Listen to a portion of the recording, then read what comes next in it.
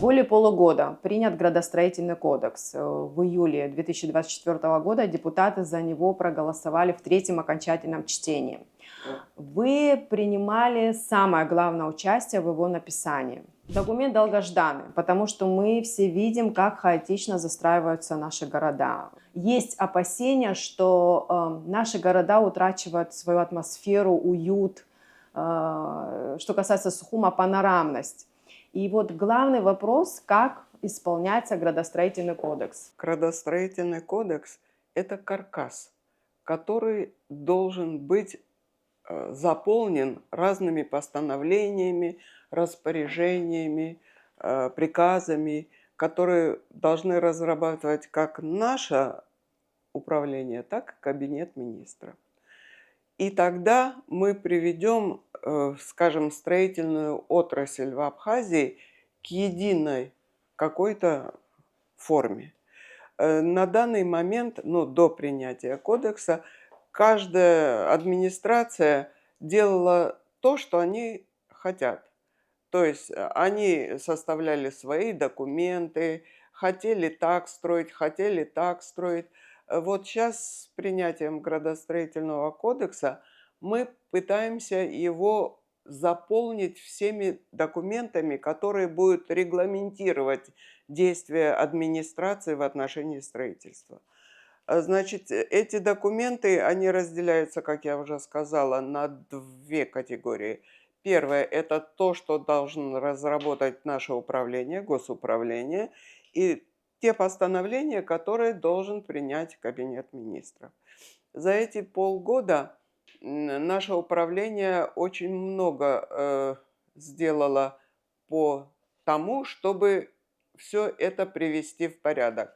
Мы разработали, значит, такие, как, начиная с АПЗ. АПЗ, знаете, это архитектурно-планировочное задание, чтобы на все, значит, строительства выдавалось АПЗ, где главный архитектор города будет диктовать условия строителю. То есть не так, как он хочет, там 10 этажей, а так, как он считает нужным, 5 этажей или что такое.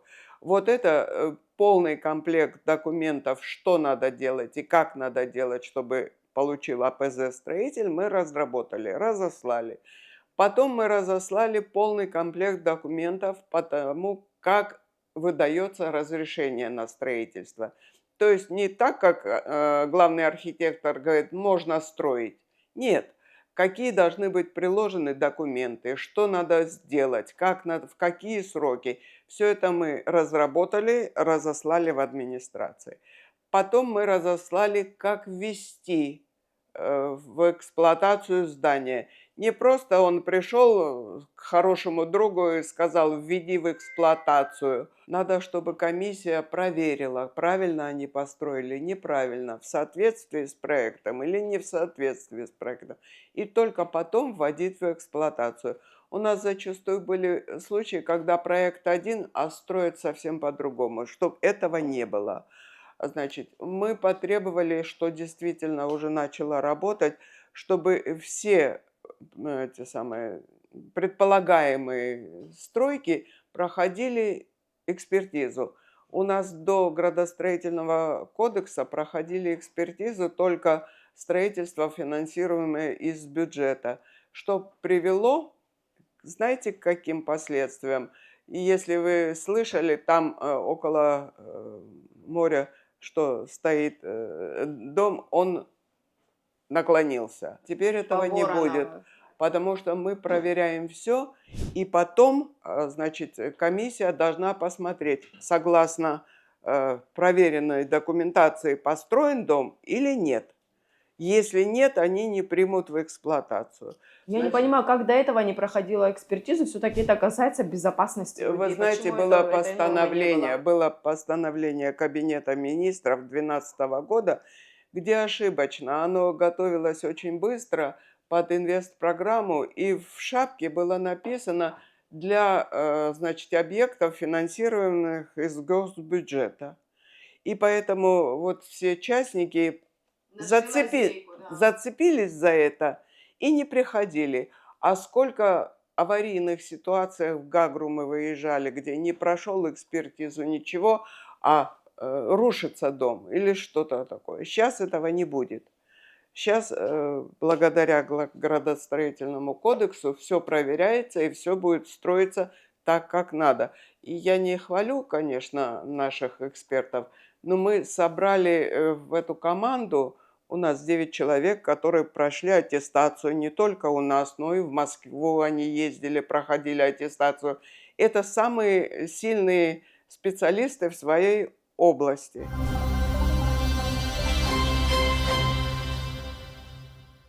В кабинете министров нету таких специалистов, которые бы могли разработать это положение, и поэтому они обратились к нам официально, чтобы мы проекты постановления разработали.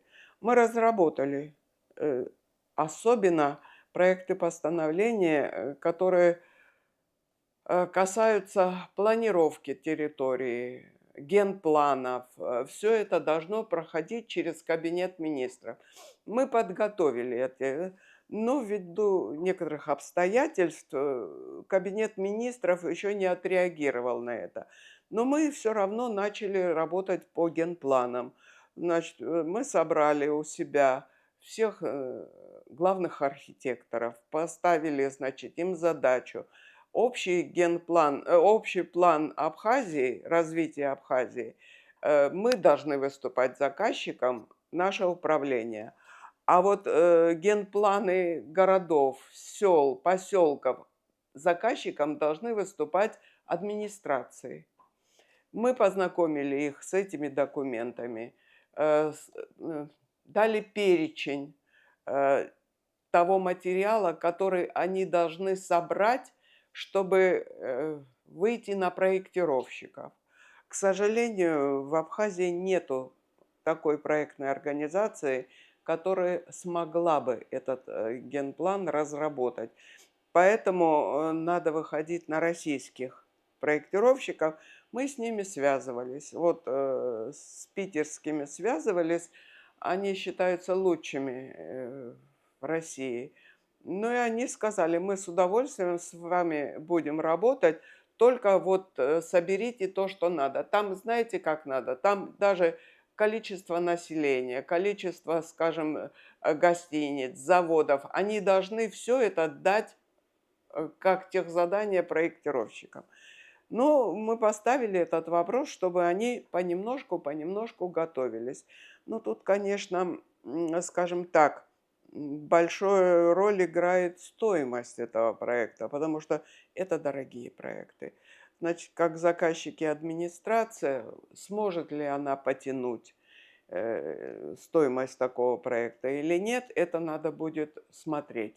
Вот. Ну, общий план развития Абхазии тоже не дешевая вещь. Ну, будем смотреть, как кабинет министров, новый кабинет министров на это все отреагировать. Но мне кажется, что это надо делать в первую очередь, особенно генпланы, чтобы было видно перспектива развития каждого города, куда будет идти Сухум. Если он не идет вверх, то он должен идти в ширину. Да, люди-то увеличиваются, количество населения. Перспектива Гагры, перспектива каждого села, какие можно земли отдавать под застройку, а какие оставлять как сельскохозяйственные. Вот сейчас к нам приходит очень часто, значит, с просьбой перевести сельскохозяйственные земли в земли общего пользования. А там люди посмотрят, это стоит переводить или нет. Мы так останемся без сельского хозяйства.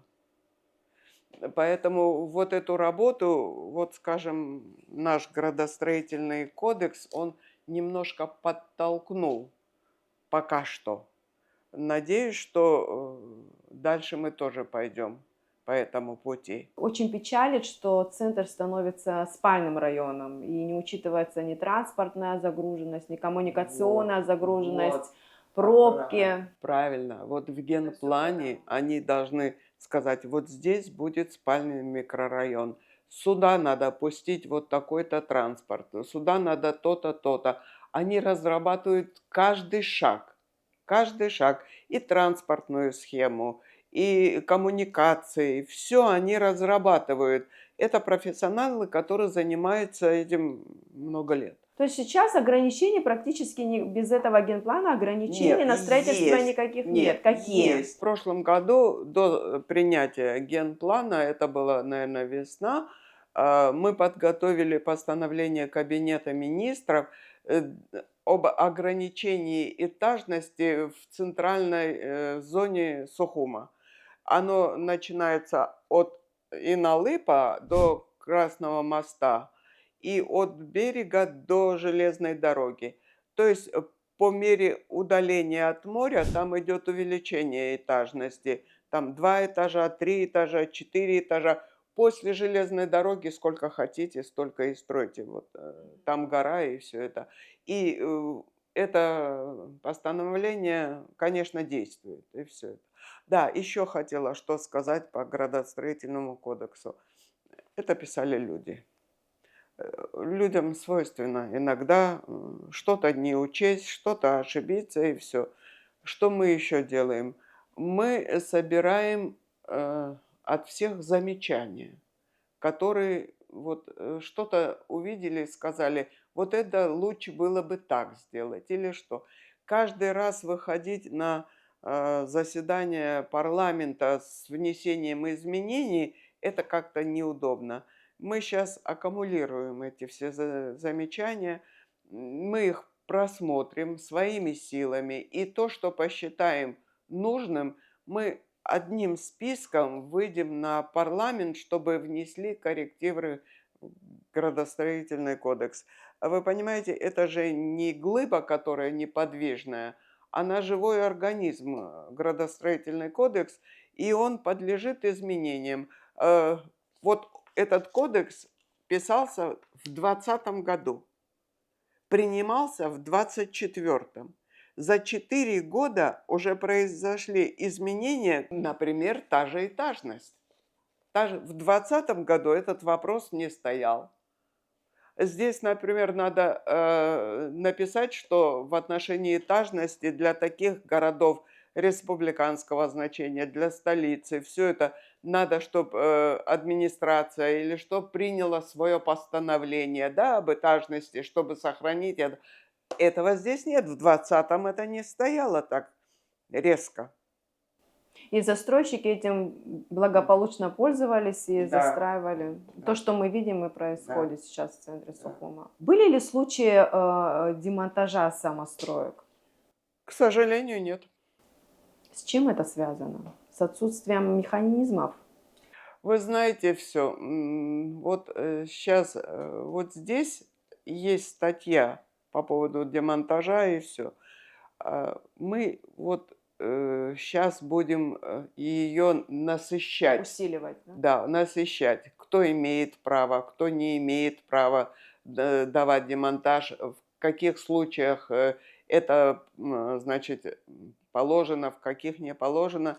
Теперь, когда, значит, у нас все объекты проходят экспертизу, и если началось строительство и идет вразрез с принятым проектом, администрация может подать в суд на демонтаж, и, значит, суд принимает решение.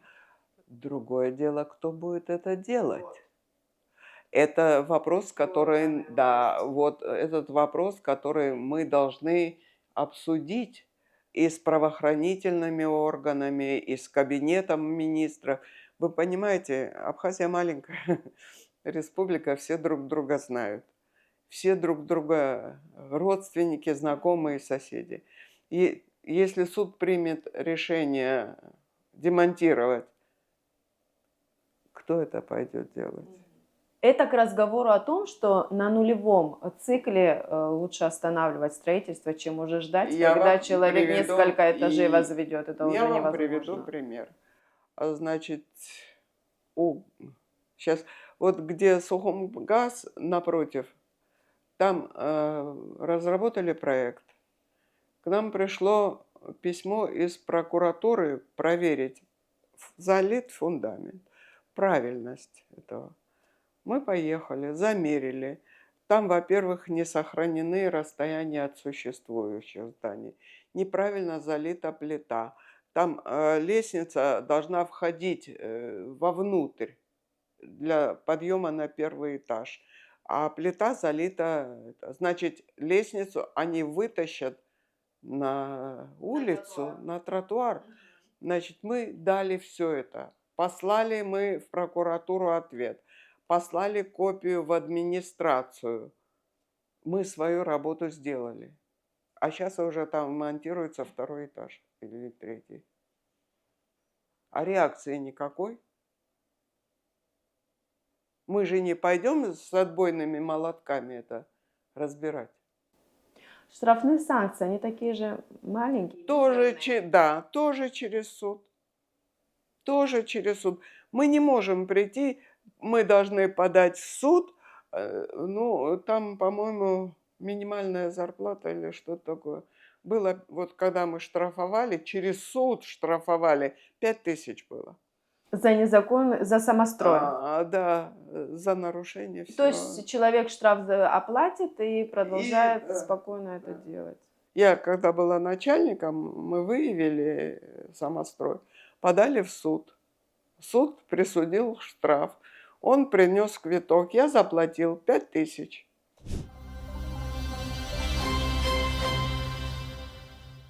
Вы выше говорили о том, что дома, которые не проходили экспертизу, некоторые, да, Да. они строились с нарушениями, и они в аварийном состоянии. Вот что с ними Ну, делать? вот- Какие вы даете вот, указания? Это все-таки касается безопасности жителей. В Сухуми ужасные грунты. Я сама до войны была главный конструктор проектного института. Я знаю Сухуми очень хорошо. Здесь, если сваи, то это 35 метров, вот так скажем. Вы имеете в виду прибрежную зону именно, да? Да, Или... вот эту вот прибрежную зону. То, что в горах, это еще хуже, там оползни. Тоже свои. А здесь плита выдерживает, ну, максимум 4 этажа. Они поставили 7 этажей на плиту. И дом стал садиться. Ну, садится, но вы знаете, канализация идет с уклоном. А дом сел, получился контруклон, канализация не работает. И вообще, как он дальше сядет? Им пришлось укреплять грунты бетонированием, цементированием, да? Это очень Это вот дорого. эти цементные подушки, так называемые. Да, это очень дорогая самая операция. Ну, слава богу, они сделали, стабилизировали дома. А если бы они пришли с экспертизой, мы бы сразу им сказали, здесь нельзя. В советское время строящиеся девятиэтажки, они насколько вот прочные? Сейчас такой провокационный вопрос. Если вы имеете в виду микрорайон, там уже очень хорошие грунты, и там девятиэтажки стоят на плите. Если вы имеете в виду вот этот вот район рынка, помните, называли Кривой дом? Вот там два грека, которые уехали, запроектировали плиту. А я проектировала через дорогу. У меня 35-метровые сваи. И, слава богу, все стоит. А у них пошло. И сколько денег вложили потом? Вот вам советское время. Так что всякое бывало. Все зависит от конструкторов. Сейсмоустойчивость как планировалась при строительстве? Значит, я вам скажу так. Раньше, ну, в советское время, у нас Сухум был 7-бальный. микрорайон шестибальный. Это не сейсмический, потому что там хорошие грунты, из-за плохих грунтов в Сухуми повышалась балл. После того, как было Спитакское землетрясение, вы, конечно, не застали его, но, наверное, слышали, у нас везде повысили на балл сейсмичность. Там стало 7, здесь стало 8. Но после развала Советского Союза никто этим не занимался же. И в Сочи сделали 9-бальную, и наши геологи, когда они делают изыскания, они смотрят, если там хорошие грунты, они дают по-старому 8 баллов. А если, значит, плохие, они поднимают до 9. Но вообще-то в геологии есть такие изыскания, которые определяют сейсмичность площадки, и их многие делают.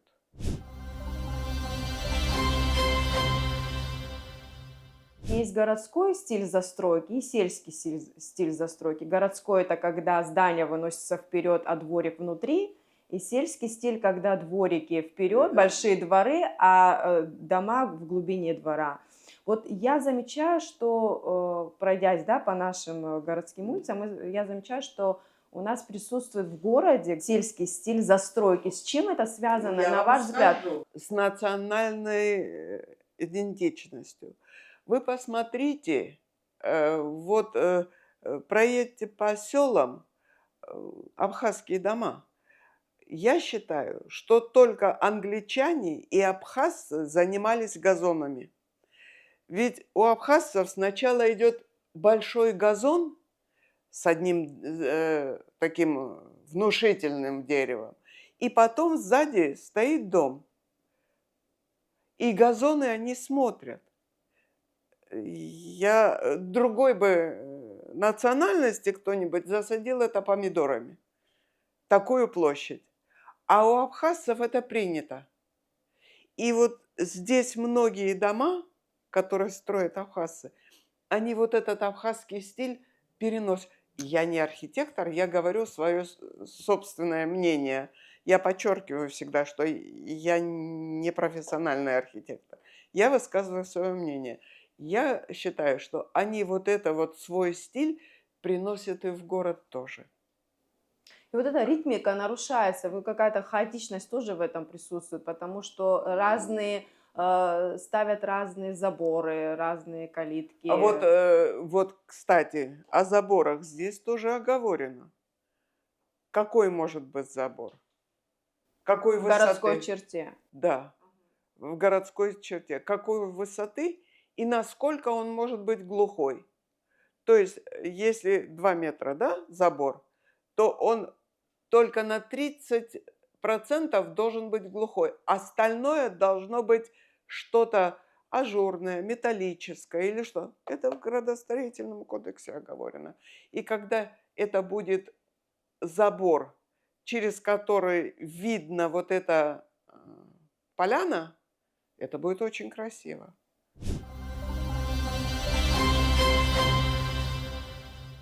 Градостроительный кодекс ограничивает ли какую-либо застройку исторической части города Сухума, городов? Нет, здесь есть главы, что надо, как надо на участках, связанные, нет, с охраняемыми территориями. У нас же не просто города, у нас сколько заповедников, да, охраняемых. Сколько мы, когда Батал Кобахия был замминистром, мы сколько с ним ездили и смотрели, можно строить или нельзя, скажем, Пицунди, там какие-то захоронения и все. И мы отстаивали вот эти территории, чтобы их не трогали. Это есть здесь.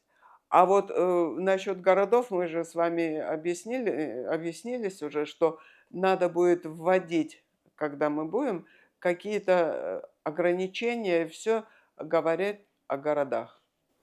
Ну вот все-таки, да, до того, как будет написан этот генплан, есть вот это постановление Кабинета министров, да, Да. которое ограничивает Да. все-таки Для Сухума, для да. Сухума. Еще раз проговорите, что Ну, есть это постановление, есть, что есть есть. Я сейчас механизмы. можно зайти в Консультант Плюс, посмотреть. Я просто, скажем так, я как не архитектор не принимала участие в разработке. В разработке принимала участие наш главный специалист, архитектор Данелия. Она сильный архитектор, да. Вот. И вот это все на генплане города, все улицы обговорились, и все, и пошло в постановление. На последнем градостроительном совете в Да, администрации города обсуждался вопрос строительства гостиницы на территории, не на территории, прилегающей территории к игровой зоне. Это памятник защитникам Кавказа. Вот это же парковая зона, это же прибрежная зона. В земельном кодексе же тоже какие-то есть ограничения ну, на конечно, строительство капитальных конструкций. да. Во-первых, там что, вы говорите, гостиничное? Там запрос на строительство гостиничного комплекса, да. Ну, это решение администрации, наверное, будет адекватное. Если они примут решение разрешить, и сюда придет проектная документация, мы этот вопрос тоже будем смотреть. К нам, когда приходит на экспертизу, тогда мы видим. Тогда мы выезжаем, смотрим, можно, нельзя, что надо, какие документы надо, и все это, чтобы как они разрешили, на каком основании, мы все это изучаем. Если они примут решение, что можно, они должны зайти к нам на экспертизу. Тогда мы будем это изучать конкретно. Понятно. Ну вот парковая зона, прибрежная зона, что? Парковой Что зоне что за ничего, конструкции можно ставить? никаких капитальных строений не разрешается в парковой зоне. Это могут быть ларьки какие-то, это могут быть качели, это могут быть все, это парковая зона. Прибрежная зона, вот это вот наша 200-метровая, скажем, выделяют, но там жилых домов не должно быть.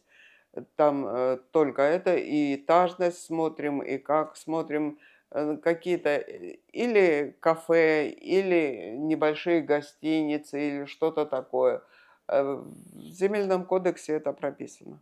Вы выше говорили о прокуратуре, какое количество обращений со стороны судов, органов прокуратуры к вам поступает и какого характера эти обращения? Желательно было бы меньше. Все дело, мы понимаем, что у них нет специалистов. Вот у меня лежит сейчас 2 дела из прокуратуры. Они смотрят соответствие, значит, выполненных работ и заявленных, что выполнены работы. Очень часто бывает, что мы находим такие, скажем, завышения финансовые ужасные. Вот это бич наш, эти дела. Они занимают очень много времени. Сейчас вот занимается тоже Дмитрий Олегович. Прислали из прокуратуры, ну, кто понимает, КС-2, то есть перечень выполненных работ. А мы изучаем это все, смотрим, потом выезжаем на место, замеряем, соответствует, не соответствует. Вот такие дела. Это из прокуратуры. Из судов обычно, знаете как, приходят, ну, сейчас меньше стало, значит, самострой. Соответствует, не соответствует, вот это. Потом очень много адвокатских запросов приходит. Ну, они хотят узнать, насколько их подзащитные действительно проворовались или нет. Я хотела бы сказать, чтобы у строителей в первую очередь был перед глазами закон, чтобы они придерживались закона. И тогда все будет нормально, все будет хорошо. Потому что вот эти самострои, это я хочу так, а я хочу так, это не приведет к хорошему результату. Исфир Яковлевна, спасибо, что за такое Пожалуйста. обстоятельное и интересное интервью. Спасибо большое. Вам тоже спасибо, что вы не перестаете интересоваться темой строительства и архитектуры у нас.